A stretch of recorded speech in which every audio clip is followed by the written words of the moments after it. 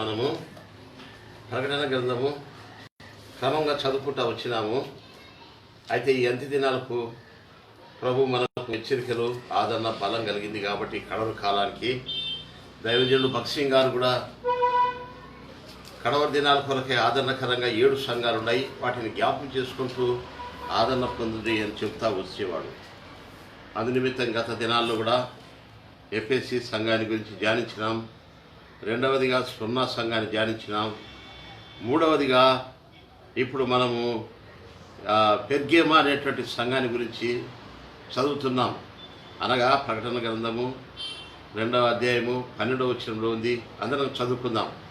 పెర్గమలో ఉన్న సంఘం దూతకు వ్రాయము, వాడైన రెండంచుల గల ఖడ్గం గలవాడు చెప్పు సంగతులేవనగా, సాతాను సింహాసనమున్న స్థలములో కాపురమున్న వాడిని ఎరుగుదును, మరియు సాతాను కాపురమున్న స్థలములలో నా యందు విశ్వాసేయుడి నన్ను గురించి సాక్షి అంతిమవాడు మీ మధ్య చంపబడిన దినములలో నీవు నాకు గట్టిగా చేపట్టి నా యందు విసర్జించలేదని నేను ఎరుగుదును.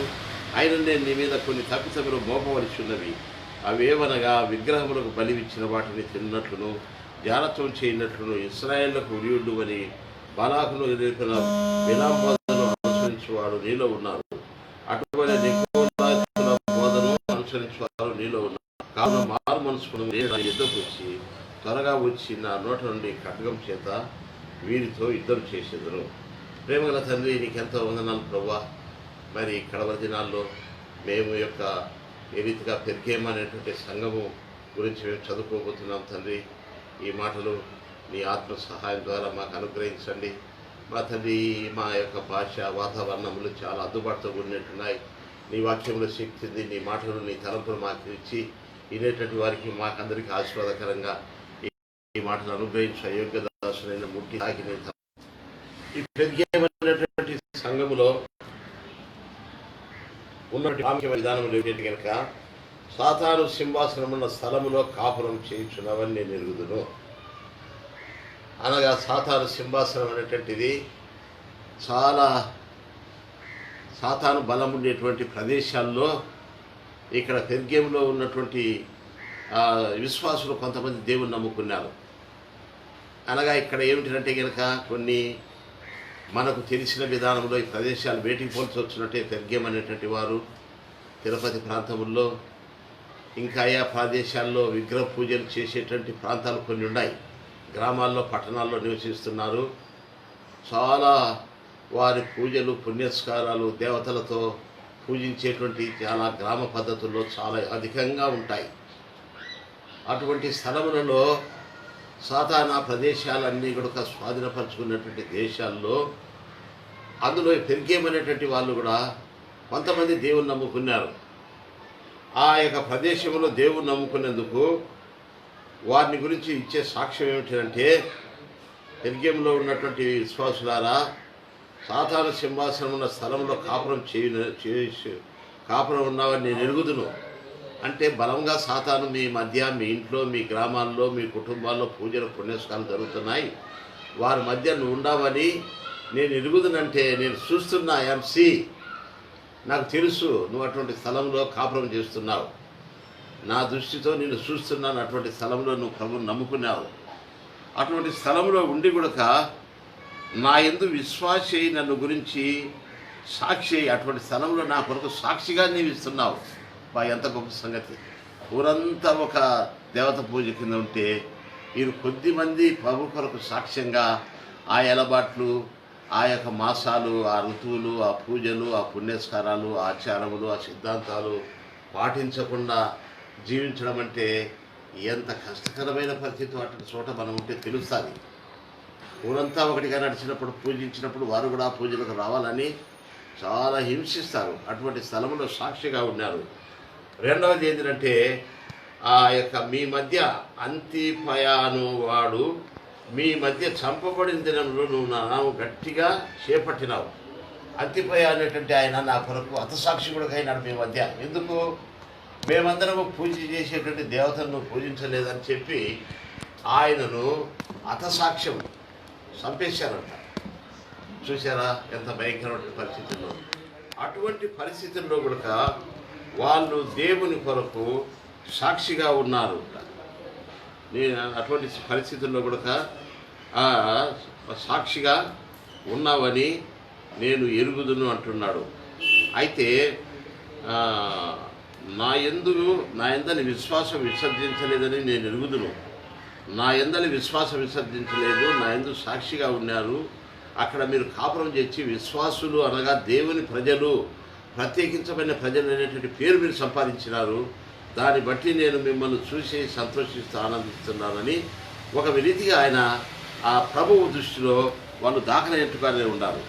మరి ఇంకా జరిగే కొలది కూడా 14 వచ్చినలోకి వచ్చిన తర్వాత ఏం చేయగలుగుతున్నట్టే, ఆయనను నీ మీద కొన్ని తప్పితము మోపవలసి ఉన్నవి.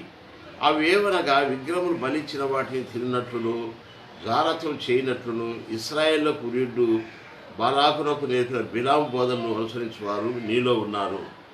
ఇక ఉండంగా జరుగుతూ ఉండే కొలది కొంతమంది ఏం చేశారంటే, వారిలో ఉన్నటువంటి వారు మళ్ళీ ఆ యొక్క వెనకట వదిలిపెట్టి వచ్చినటువంటి విగ్రహార్పితమైన వాటికి వాళ్ళు మొక్కకపోయినప్పటికీ ఆ విగ్రహాలకు పూజించినటువంటి వాటిని బలి అర్పించిన వాటిని ప్రసాదమని, లేకపోతే అక్కడ నుంచి మేము పలాని దేవస్థానం నుంచి పలాని శ్రీశైలం పోయి పలాని తిరుపతి పోయి ప్రసాదం తీసుకొని వచ్చినాము, ఇది మీరు ముట్టుకోండి అంటే కళ్ళొద్దుకొని మళ్ళీ వాళ్ళు కొంతమంది తీసుకునేదానికి ఇష్టపడుతున్నారట. చూసారా? అది తింటే ఎంత పాపం అంటుకుంటుందో అది పూజించితో సమానం. ఒక వ్యాధి కనుక మనకు ఈ దినాల్లో కరోనా వ్యాధి అనేటువంటిది ఉంది. అయితే మనం ఆ వ్యాధిగ్రస్తుడి దగ్గరికి పోయి మనం చీపెడితే మనకు అంటుకుంటుందని ప్రభుత్వం వారు ప్రజలు మనకు చెప్తున్నారు. వాస్తవమే. అయినను ఏమిటంటే కనుక మరి ఆ వాసన మనము దగ్గరికి వెళ్ళి ఆ వాసన మనకు సోకినా కానీ అది మనలో ఆ అపవిత్రత వ్యాపిస్తుందంట. అంటే విగ్రహార్పితమైనటువంటి జీవితం అనేటువంటిది అంత భయంకరమైందంట. చూడండి, వీళ్ళు కొంతకాలం బాగా విశ్వాసులుగా ఉన్నారు, మళ్ళీ ఆ ప్రసాదములు తినేదాని కొరకు అలవాటు పడినారంట. అది ఒక తప్పితం. దేవుడు వాళ్ళకు చెబుతున్నాడు, తప్పితాలు ప్రేమతోనే మీరు విగ్రహాలకు మొక్కలేదు కానీ బలి ఇచ్చిన వాటిని తింటున్నారు. కొంతమంది ఏమంటున్నారు, ఏం తప్పు కాదులే, ప్రసాదం తింటడం కదా అంటారట, గట్రా సర్దుబాటు చేసుకుంటారు. అది దేవుని దృష్టిలో అది ఒక తప్పితముగా మీ మీద నేను నేరం మోపుతున్నాను అంటాడు.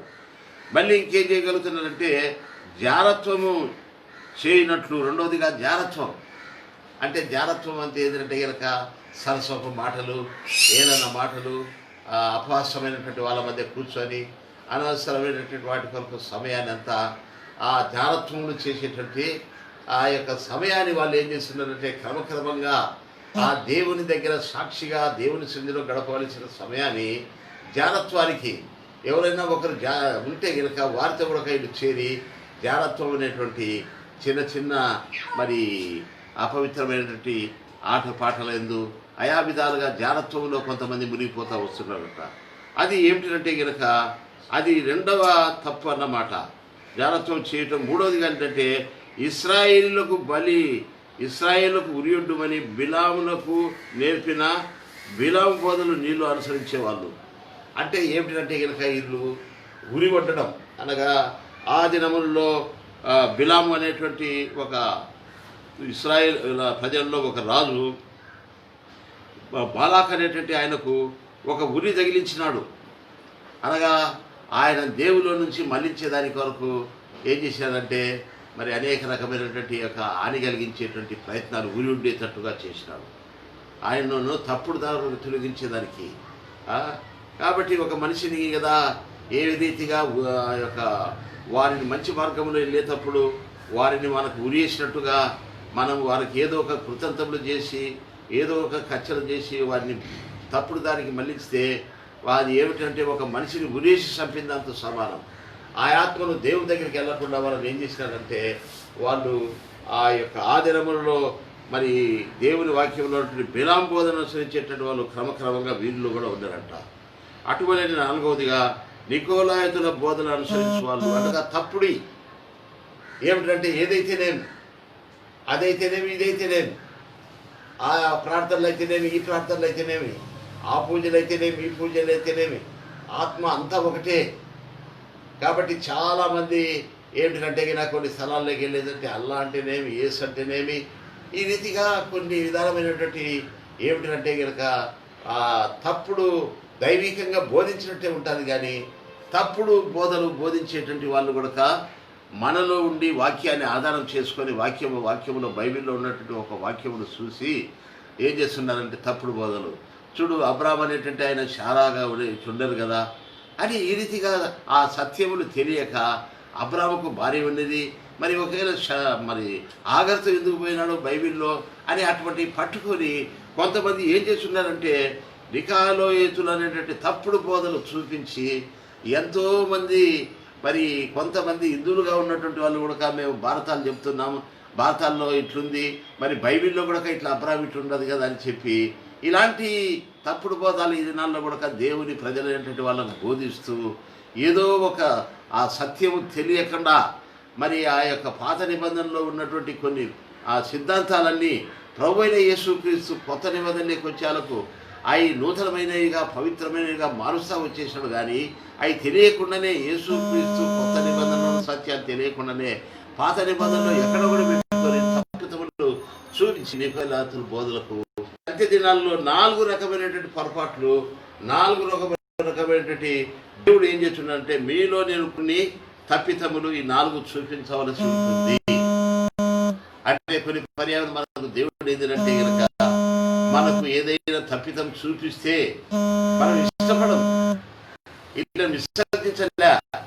కాబట్టి తప్పితం అనేది అనగా దేవుడు ఏం చేస్తున్నారంటే మనకు చూపించినప్పుడు అది ఏదైనా ఉంటే కనుక మన జీవితంలో మనము కొంతవరకు విశ్వాసంగా ఉన్నాం. ఈ సంఘంలో ఏ రీతిగా బెర్గెంలో ఉన్నట్టుగా కొన్ని మంచి చేస్తున్నాం, కొన్ని పొరపాట్లు చేస్తున్నాం. చూడండి, ఒక విద్యావంతుడు ఉన్నాడు, కొన్ని మంచి మార్కులుండి కొన్ని తప్పిపోయిన మార్కులుంటే వాళ్ళను విద్యావంతులను వాళ్ళని ఏం చేస్తారంటే అన్నిటల్లో వాళ్ళు ఫస్ట్ మార్కులు వచ్చేటట్టు చేస్తారా? కాబట్టి కొన్ని మంచి ఉంటాయి, కొన్ని తప్పితాలు ఉంటాయి. కాబట్టి మనందరము నువ్వు కూడా ఏంటంటే రక్షించబడి దేవుని రక్తంతో కడబడింది వాస్తవమే, విశ్వాసగా ఉండేది వాస్తవమే. మరి ఆ యొక్క సాతాను సిద్ధాంతాల నుంచి మనం రక్షించబడి బాప్తిసం తీసుకొని పెద్ద సంఘంలో నువ్వున్న గ్రామంలో నేనున్న గ్రామంలో ప్రభు కొరకు నిలబడడం మంచిదే. కొన్ని విషయాల్లో 4 విషయాలు అక్కడ హతసాక్షి అయినప్పుడు తర్వాత వాళ్ళు విశ్వాసిగా జీవించడము, తర్వాత వాళ్ళు ఏమిటంటే కనుక ఆ స్థలంలో సాక్ష్యం నిలబెట్టుకోవడము, 4 సిద్ధాంతాలు వాళ్ళు మంచిగా పాటించినారు. 4 సిద్ధాంతాలు కిందకి వచ్చారు, క్రమక్రమంగా జరుగుతూ వచ్చినాయి. అంటే వీళ్ళలో ప్రారంభంలో ఈ 4 సిద్ధాంతాలు చాలా బాగున్నాయి, కిందికి వచ్చారు 4 దిగజారిపోతూ వస్తాయి. ఏమిటంటే మనం కూడా ప్రారంభంలో 4 సిద్ధాంతాలు రక్షించబడిన తర్వాత దేవుని సేవలో ఉన్నప్పుడు కానీ విశ్వాసిగా ఉన్నప్పుడు కానీ కొన్ని స్టార్టింగ్ బాగుంటుంది. బక్షి గారు చెప్పేవాడు స్టార్టింగ్ గోయింగ్ క్లోజింగ్ అనేవాడు. అనగా క్లోజింగ్ జీవితంలోకి వచ్చేందుకు వీళ్ళు ఈ 4 బాగున్నాయి. కానీ 4 ఏమైనాయంటే కొంత క్రమక్రమంగా దిగజారిపోతూ వచ్చేదానికి, కొన్ని తప్పితాల్లో చిక్కుండేదానికి, కొన్ని పొరపాట్లు చేసేదానికి వస్తున్నాయి. ఆరంభం బాగుంది, అది పెరిగేమో వాళ్ళది. అయితే ఏమిటంటే ఇవన్నీ తెలియని రీతిగా మనలోకి వచ్చినప్పుడు దేవుడు మనమందరం కూడా ఈ యొక్క పొరపాట్లు మనం జరిగినప్పుడు దేవుని బల్ల దగ్గర దేవుని వాక్యంతోనూ సంఘములతో ఆత్మ చెప్పుచున్న మాట చెవులు గలవాడు వినుగా కానీ చెప్పినట్టుగా మనకు తెలియపరుచుంటాడు. తెలియపరిచినప్పుడు మనం ఏం చేయాలి? దానికి దేవుడు మన మీద అవి తెలియపరిచి మనం విసర్జించి నువ్వు పనికిరావుపో, నువ్వు లోకంలోకి వెళ్ళిపో, నువ్వు నరకానికి వెళ్ళిపో అని ఆ మాట చెప్పడంలే. కీర్తన గ్రంథము 55వ అధ్యాయంలో ఇక్కడ చూస్తే ఏమంటున్నారంటే అవి మనం చూపించిన తర్వాత ఈ పరిస్థితులు నీ జీవితంలో ఉన్నాయి, నువ్వు విశ్వాసిగా ఉన్నావు, కొంతకాలం బాగానే ఉన్నావు.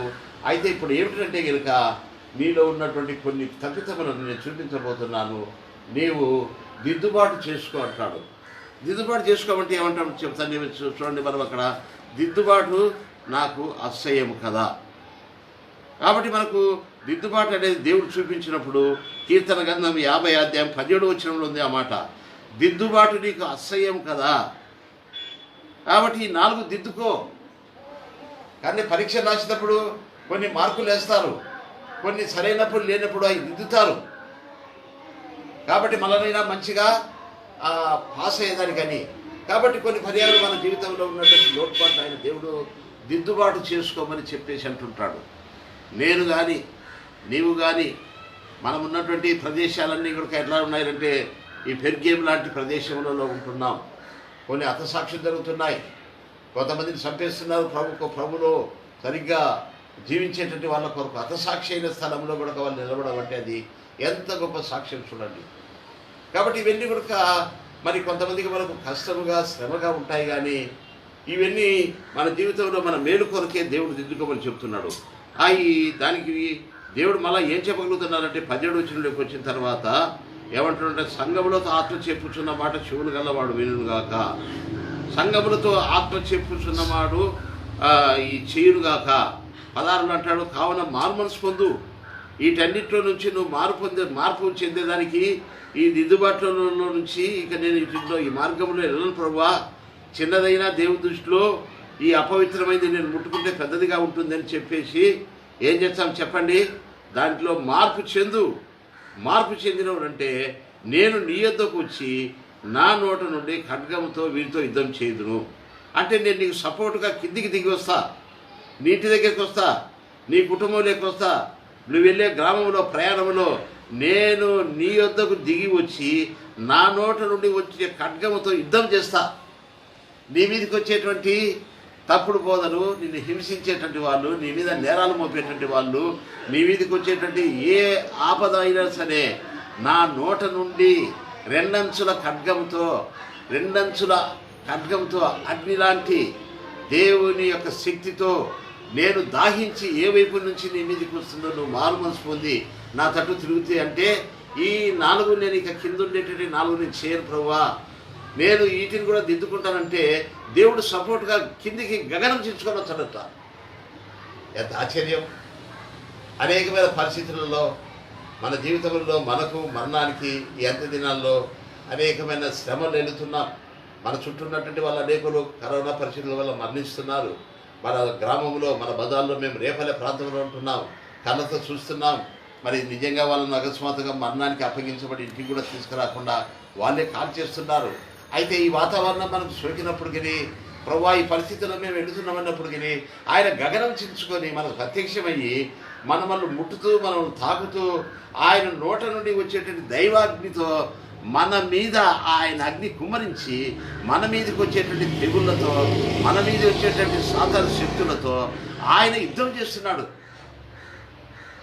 అంతే, ఇంకా మన బలం కాదు, ఆయన నోట నుండి వచ్చేటువంటి అగ్ని లాంటి ఆయన ఖడ్గం లాంటి మాటలు మన మీదకి వచ్చి ఆ దైవజ్ఞి మన మీదకి వచ్చి మనకు మరణానికి అడుగు సమీపములో మన పైన మరణము ఆవరించినప్పుడు వాటితో ఆయన యుద్ధం చేసి మనల్ని తప్పిస్తున్నాడు. ఈనాటి వరకు ఈ వాతావరణంలో హైదరాబాద్లో ఉండే, బెంగళూరులో ఉండే, కడప, రేపల్లె, సాగర్ ఉన్నప్పటికీ వీటిలో తప్పించి మన బలంతో కాదు, ఆయన మనం తప్పిస్తున్నాడు. నేను కిందికి దిగి వచ్చి నేను గగనం చించుకొని వచ్చి 64 ఉంది, నేను గగనం చించుకొని వెంటనే నీ ఉండేటువంటి ఇంటి దగ్గరికి నీ కుడి పక్షంలో వచ్చి నిలిచి నీ మీదికి వచ్చేటువంటి పోరాటాలు, ఈ ఉరి ఉండేటువంటి ఈ జారత్వం జరిగించేటువంటి ఈ ప్రమాదాలతో నేను యుద్ధం చేస్తా. నువ్వు సాక్షిగా నిలబడు, సపోర్ట్గా నువ్వు ఉండే స్థలంలో. ఎక్కడ నేను వచ్చినాడో మనం శరీరంతో ఉన్నాం, మనం దేవదూతలం కాదు, మనకు మట్టి శరీరం. యోబు 5:18లో 6-7 బాధలు నీకు తగులుతాయి. యోబు కూడా 6-7 బాధలు, ఆయన శరీరం దుర్వాసన, కంపు, చిన్నపిల్లల సహితం అసహించుకునేటట్టు యోబు 5:18లో 6-7 బాధలు నీకు తగినాయి, కానీ కీడు నీకు తగలదు, మరణాన్ని నీకు అప్పగించదు. నీకు అటువంటి వ్యాధులు సోకుతాయి. అనీతిమంతులపైన నీతిమంతులపైన కొన్ని వర్షం కురిపించినట్టుగా మనం భూమి మీద ఉన్నప్పుడు మనకు అటువంటి కొన్ని సోకినప్పటికీ అతను నన్ను ప్రేమిస్తున్నాడు కాబట్టి నేను తప్పిస్తానని చెప్పినట్టుగా ఆయన నోట నుండి వచ్చేటువంటి మాటలతో, ఆయన నోట నుంచి వచ్చే దైవజ్ఞి ఈ సంఘములో ఉన్నటువంటి ప్రభు కొరకు సాక్షిగా నిలిచిన వారి పక్షమున ఆయన నోట నుంచి అగ్ని వాళ్ళ పక్షంగా ఆ అగ్ని కుమ్మరింపజేసి వారి మీదకి వచ్చేటువంటి పోరాటాలు, విరోధాలు ఏమైనా సరే ఆయన యుద్ధం చేస్తున్నాడు. అందుకే మన పాట పాడతాము, మన పక్షమున తానే పోరాడి సైతాను ఓడించే శ్రమలలో మనకు తోడైయుండి, శ్రమలలో మనకు తోడైయుండి బయలుపరచతన జయము. భక్తులారా స్మరించెదము ప్రభు చేసిన మేలులన్నిటినీ. నాశనకరమైన తెగుళ్ళు, అనేకమైనటువంటి పోరాటములు లోకముల నుంచి వచ్చేటటువంటి పైన మన పక్షంగా ఆయన యుద్ధం చేయను. ఇక్కడ నీ పేరు నా పేరు పెట్టుకొని చదువుకుంటే ఒక గొప్ప ఆదరణ ఉంది. ఏమంటున్నాడంటే, ఓ పెర్గేము సంఘములో ఉన్నటువంటి విశ్వాస అయినటువంటి ఫలాని మార్తమా, యాకోబు, జాన్, ఆనందరావు, జాషువా, లూకా, నేను వచ్చి ఖడ్గముతో వచ్చి ఖడ్గం చేత వీరితో యుద్ధం చేయదును. వీరితో అంటే నీకు విరోధంగా వచ్చినటువంటి వాటితో. ఎవరు నీకు విరోధంగా వస్తున్నాయి ఇప్పుడు? మన శక్తులు, తెగుళ్ళు, ప్రమాదాలు, పోరాటములు ఈ పెర్గేం సంఘంలోకి వచ్చినట్టుగా మనం ఈ భూమి మీద ఉన్నంత వరకు ఈ పెర్గేం సంఘంలో వచ్చినప్పటికీ మనకు యుద్ధం చేస్తున్నాడు ఆయన క్షణక్షణం. యెషయా 27:3 ప్రకారంగా ప్రతి నిమిషము ఆయన నీరు కడుతూ మనం పోరాడుతూ యుద్ధం చేస్తున్నాడు. అందుకే ఈనాటి వరకు మనము ఈ భూమి మీద దీర్ఘాయువు ఉంచినాడు. కాబట్టి మనకంటే లోకములో ఎంతోమంది బలాఢ్యులు, లోక సంబంధంగా లోకములో దేవునికి దూరంగా ఉన్నటువంటి వాళ్ళు, దేవుని విసర్జించిన వారిని హెచ్చరించేదానికి, దేవుని నమ్ముకునేటువంటి వారి మీద మనల్ని సిద్ధపరిచేదానికి అనేకమైన పోరాటాలు వస్తున్నాయి. కానీ అయితే దేవుని పైన మనం ఆధారపడినప్పుడు మన వల్ల ఆయన మన పక్షంగా యుద్ధం చేసి మనం తప్పిస్తున్నాడు. కాబట్టి దానివల్ల మనకేం చేస్తుంది? అంతేకాదు, మరి వీటి వల్ల మనకు జయం అనుగ్రహించి తర్వాత మనకేం చేయగలుగుతున్నారంటే 17వ వచనంలో మరుగైన మన్నాను భుజింపజేసి తెల్లరాతిని అతని మీద ఉంచి కొత్త పేరు అతని మీదకి రాసేది. ఆ మన్నా అనగా ఈ ప్రభు బలాల్లో మనం తింటే నా శరీరం తినవాడు ఎప్పటికీ మరణం లేదని చెప్పినట్టుగా ఆ పరలోకంలో నుంచి మన కొరకు మన పితరులు ఇశ్రాయేల్లో కురిపించినటువంటి మన్నాను మనకు ఆత్మీయంగా బలపడేదానికి, దైవబలం పొందేదానికి, ఆ యొక్క బలమును, ఆ మన్నాను మళ్ళా మనకు భూమి మీద దేవుడు మనకు తినిపించేదానికి ఆయన శారీరుగా రక్తమును, జీవాహారమును మార్చి దాంట్లో మళ్ళా మనకు ఈ తప్పిపోయిన వారికి కూడా మళ్ళీ హెచ్చరించి వారు ఆ జీవాహారంలో ఆ మన్నాలో పాల్పొందేదానిగా ఇచ్చినారు. ఈ మధ్యాహ్న కాలంలో ఈ సత్యాలు మనకు బయలుపరిచేందుకు పెర్గేం అనేటువంటి ఊరు మనలంటే ఈ యొక్క మనం రేపల్లిలో ఎలాగున్నామో అట్లాగా అది ఒక పట్టణం. ఆ పట్టణంలో ఉన్నటువంటి ప్రజల పరిస్థితి ఇలాగున్నది. అయితే వాళ్ళని కాపాడినాడు. 4 మంచి గుణాలు ఉన్నాయి.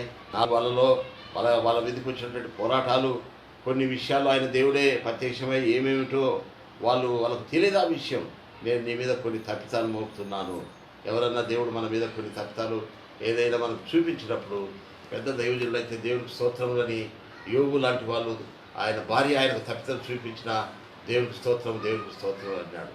కాబట్టి మన జీవితంలో మనకు ఏదైనా మన తప్పితములు దేవుడేలా చూపించినప్పుడు వీరిలో మళ్ళీ తప్పితం చూపించినందుకు దేవుడికి వందనాలని చెప్పి వాళ్ళు దిద్దుకొని కొంతమంది మరలా వాటిని జయించి వాళ్ళు మరలా ఆ పరలోక మన్నా తిని కొత్త పేరు వాళ్ళకి ఇచ్చి నిత్యత్వానికి ఆ పరలోక రాజ్యానికి 1000 పరిపాలనకు వాళ్ళ వారసులుగా చేసేదానికి ఈ ప్రకటన గ్రంథం బలహీనమైన వాళ్ళను రివైవల్ చేసి శక్తి లేనటువంటి వారిని ఈ 4 సందర్భాల్లో ఉన్నటువంటి యొక్క బలహీనతల్లో మళ్ళా వాళ్ళకు రివైవల్ చేసి వాళ్ళకు కొత్త మన్నా ఇచ్చి మళ్ళా వాళ్ళ నూతన ఆకాశం, నూతన భూమికి వాళ్ళను వారసులుగా చేసినాడు.